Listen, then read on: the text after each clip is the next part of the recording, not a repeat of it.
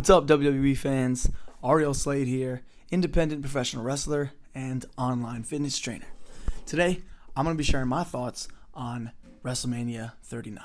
Now, I know that it's been quite a while since then, been a few weeks actually, but it took me a lot of time to, see the aftermath of WrestleMania when considering what my opinions were about the show, because a lot of people went crazy over the booking over this show.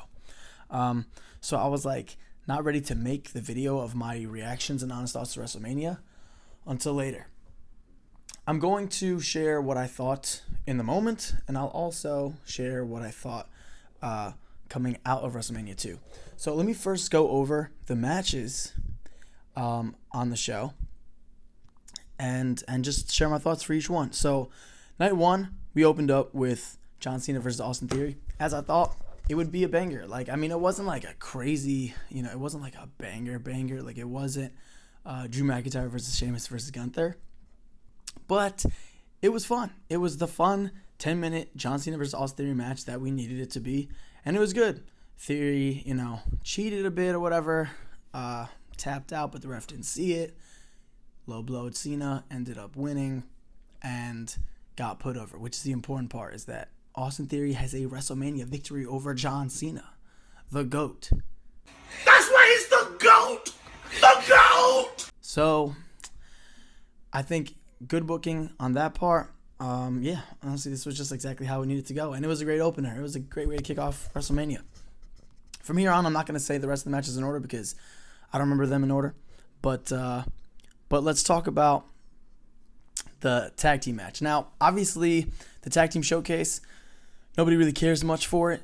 I don't know who cared about these going in. I wish that they had announced that the winner of the tag team showcase would be number one contenders to the reigning tag team champions, whoever that is, after WrestleMania. This way, there's at least some stakes, and it would set up, the next feud. But there wasn't anything of the sort. It was just a showcase. But showcase is what they did, because the tag team match was honestly so awesome. It was fire. Everybody had time to shine in the matches. Chad Gable, German suplexing, Braun Strowman's dead weight was incredible. I mean, we all know he's strong, but damn. Otis had his moment. The Viking Raiders had their moments, especially the bigger one that does high flying moves and stuff. Crazy stuff. Ricochet shined as always, but in an incredible opportunity here in the spotlight to do his crazy flips and whatnot. And obviously Montez Ford and Angelo Dawkins killing it as usual. I'm a huge fan of the Street Profits, and I'm so happy that they actually have a WrestleMania victory. They deserved it. It was a fun match. Check it out if you haven't seen it. Now we'll talk about the women's six-man tag. Honestly, I did not care for this match personally, and I expected it to not be that good.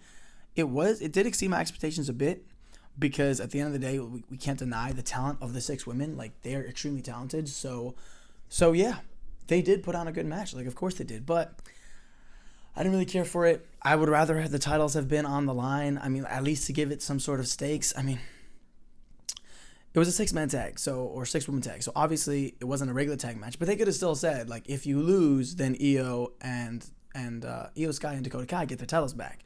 They could have had a stipulation like that. It didn't matter because, the babyfaces won. Becky Lynch and Lita and Trish Stratus won. End of the day, it was okay. That's all I have to say about it. Dominic and Rey Mysterio. So obviously they had crazy entrances. Dom had a prison entrance of him being escorted to the ring by security, high level prison security, as if he's being allowed out of jail for this match, which obviously isn't really the case. Even within kayfabe, it's not the case, because in storyline he's out of prison. But was it a cool entrance though? Was it fit for WrestleMania? Yes. Rey Mysterio had a great entrance too. Eddie Guerrero music coming in with Bad Bunny in the car. And the match was actually quite the banger itself. Rey and Dominic both can go. Dominic, for his age, he's amazing. I mean, he's really, really good. He does, fit to be in WWE, especially after a lot of people didn't believe in him at first. Even I was a little skeptical about how good he was in the beginning. He delivers in the ring for the most part. Like, he's good enough. He hangs with the other guys. He's not like Ray, not just yet, but he's only 25 or so. But he hangs. And character-wise, he went from being somebody no one cared about to one of the most loathed, hated heels. Like, he gets booed, like, insanely much all the time. So, I mean, he's doing good for himself. Character-wise, in-ring-wise, he had a great match with Ray. I did not like the Cinnamon Toast Crunch advertising all over the ring. It was ridiculous and stupid. Like, I'm sorry. I know WWE's got to get that bag. I know they're trying to make that money with the sponsorships, but come on. Come on. They could have had more commercial. I mean, there was a lot of commercials at WrestleMania anyway, but I'd rather have more commercials than Cinnamon Toast Crunch, like, in our faces as Ray and Dominic are fighting. God, it's crazy. But Ray won. Good feel-good moment. It was a little crazy. Dominic yelled at his mother, splashed water on his sister. Ray got mad, kicked his ass. It was good. We got the catharsis we wanted to see. Ray even slapped him in the ass with his belt, like in true fatherly fashion. It was quite the sight. The crowd went crazy for that. It was funny. Anyway, I'm going to talk about Logan Paul versus Seth Rollins. Now, I'm actually a big KSI fan. I love KSI. I've been watching KSI since I was in middle school, and I love him. I did not think he would be the one in the prime suit. It was honestly, like, I thought it was just like a mascot. I thought it was just like a random ass mascot. And then he took off his mask and it was KSI. It was pretty funny. And the best part is Rollins yanking KSI onto the table just as Logan Paul was about to jump. And Logan took a drink of Prime, did that Triple H water spray, and then not seeing Rollins pull KSI onto the table, Logan smashed through him to the table. Crazy moment. Logan hung in there with Rollins very well. It was like he knows what he's doing. I mean, we saw him against Roman. We saw him against Rollins. Logan Paul can go in the ring. I would say he's good. People ask me about this all the time. People ask me also, like, because I'm a pro wrestler myself, they'll be like, oh, like, what's your opinion on Logan Paul? I'll be like, listen, pro wrestling is a business, okay? We got to get money. Everyone's trying to make money at the end of the day. WWE is a business, and Logan Paul is good. Even if he's taking the spot of other wrestlers, so to speak, he's good for the other wrestlers because Logan's not doing this all the time. Logan's not wrestling every week. He's not taking away, Chad Gable's opportunity to wrestle on Raw. Chad Gable's still going to wrestle on Raw. But Logan brings eyes to Raw.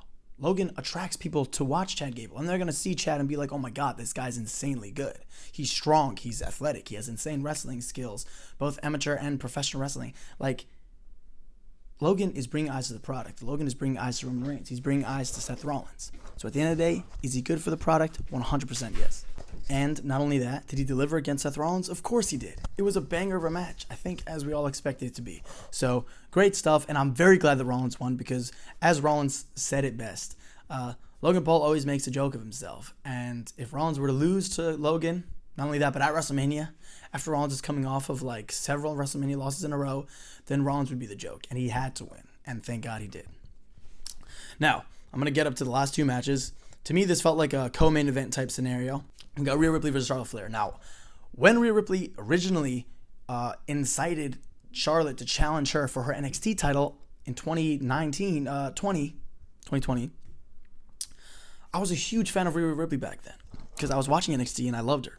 So, I was hyped for that match, and I wanted Rhea to go over. She did not, and I was livid. I was mad. I was like, God, guys, why? What is Charlotte, doing here?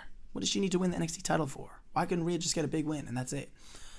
However, Charlotte actually went to NXT for a bit, brought more eyes to the product. That was good. And in terms of long-term storyline, this was it. This was it, because Rhea Ripley came back to the main roster after she lost her NXT title and instantly won the Raw Women's title from Asuka, but no one really cared. And then she lost to Charlotte Flair again, like multiple times. And Rhea's like, good. But yet she always loses to Charlotte, and nobody really cared for her character-wise. She wasn't given the time to develop her character on the main roster like she did in NXT. So when she joined the Judgment Day and became the biggest badass that WWE had seen in a while, she was like the kind of character that everybody was like, oh my God, no one can mess with her. She was like lifting up dudes that were 300 pounds and slamming them down like Luke Gallows, okay?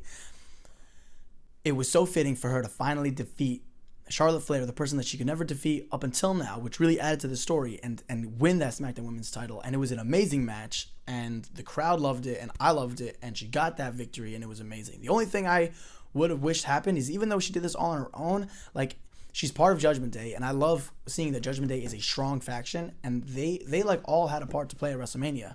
Like, I think Damian may have interfered in Dominic's match. I don't remember exactly. But speaking of Dominic's match, Bad Bunny even got involved, so that was crazy. And now they're obviously building up a feud there with Dominic and Damian versus Bad Bunny and Rey Mysterio. I believe they're leading up to that. But anyways, it would have been cool if the Judgment Day came out and like hoisted Rhea Ripley on their shoulders and celebrated with her. That would have been cool, like the New Day did with Kofi Kingston and stuff.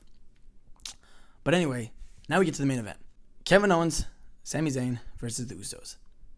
I made a YouTube video on this, predicting that they would and should main event, and they did. Thank God, because this was the storyline that deserved to main event. This was the best story. This had the biggest and the best build. It was honestly just like it was the very best way to raise the tag team titles up, to show Triple H takes the tag team division seriously. It is not like the way it was under Vince McMahon's creative direction. Now the tag team titles main evented WrestleMania. I don't think that happened in so many years, maybe ever.